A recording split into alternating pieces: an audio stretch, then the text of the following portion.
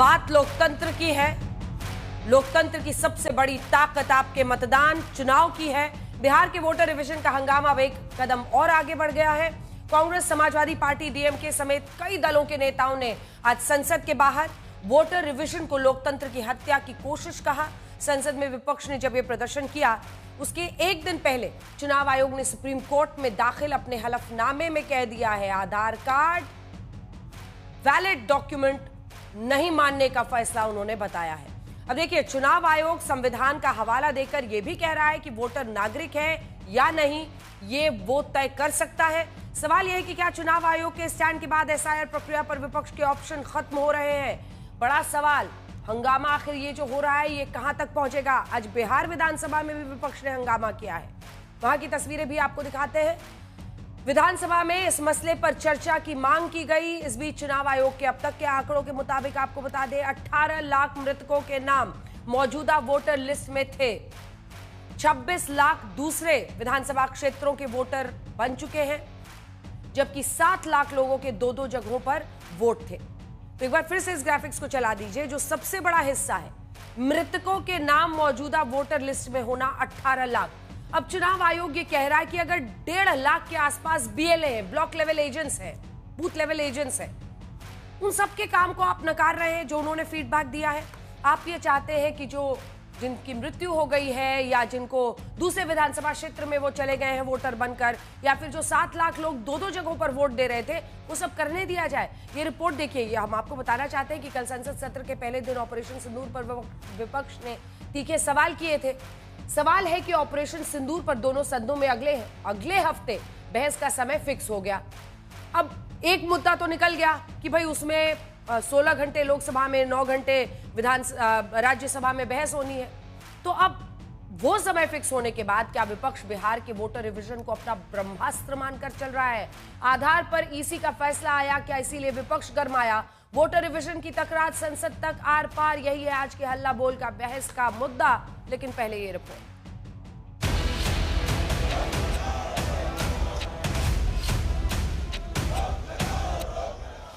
बिहार के voter revision पर लड़ाई संसद की चौखट तक पहुंच गई। राहुल गांधी और अखिलेश यादव जैसे नेताओं की मौजूदगी में इंडिया अलायंस ने संसद के बाहर बिहार के वोटर रिवीजन को लोकतंत्र बचाने की लड़ाई से जोड़ दिया है।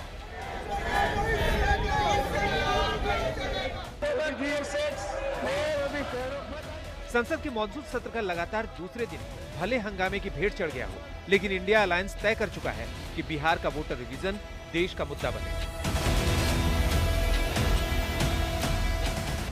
मीरापुर का चुनाव पुलिस ने, प्रशासन ने मिलकर के लूट लिया।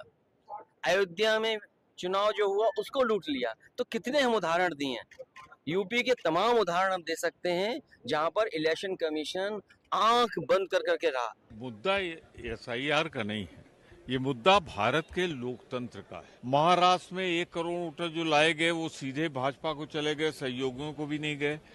तो ये तो लोकतंत्र की हत्या हो रही है, और लोकतंत्र की हत्या पे हम सिर्फ चर्चा करना चाहते हैं, बात करना चाहते हैं, परंतु उस पर सरकार तैयार नहीं हो रही। तो हम जैसे ही खड़े होते हैं, बात हमारी सुनते नहीं, सदन स्थगित कर देते हैं।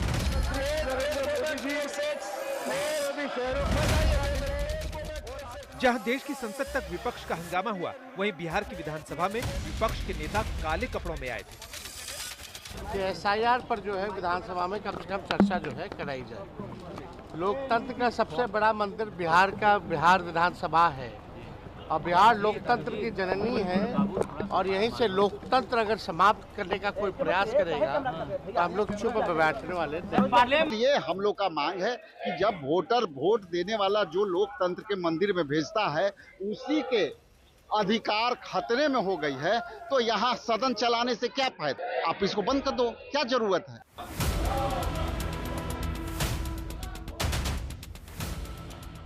बिहार विधानसभा से लेकर संसद तक वोटर रिवीजन पर विपक्ष के इस विरोध प्रदर्शन के एक दिन पहले चुनाव आयोग ने सुप्रीम कोर्ट में अपना जवाब सौंप दिया है।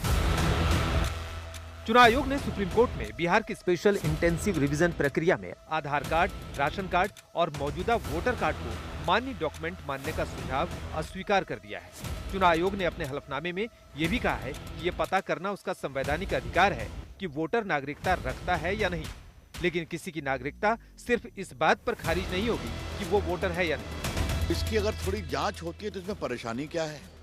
भारत कोई धर्मशाला नहीं है। वही वोट देगा जो भारत का नागरिक है और अपने क्षेत्र में रहता है। तो ये देखने का काम वो कर रहे हैं। ये लोग सिर्फ गुमराह कर रहे हैं बिहार के लोगों को। आज यदि किशनगंज जिले में अचानक 10 गुना अधिक आवासीय प्रमाण पत्र और 120% से अधिक आधार कार्ड दिखाई दे रहा है, तो इसकी जांच तो होनी ही चाहिए। बिहार में वोटर रिवीजन पर आर पार की लड़ाई सिर्फ बिहार के चुनाव तक सीमित नहीं रहेगी, ये तय है। ये पिछले कई वर्षों से कई बहानों से चुनाव आयोग को लेकर विपक्ष के सवालों में सबसे बड़ी टक्कर भी है।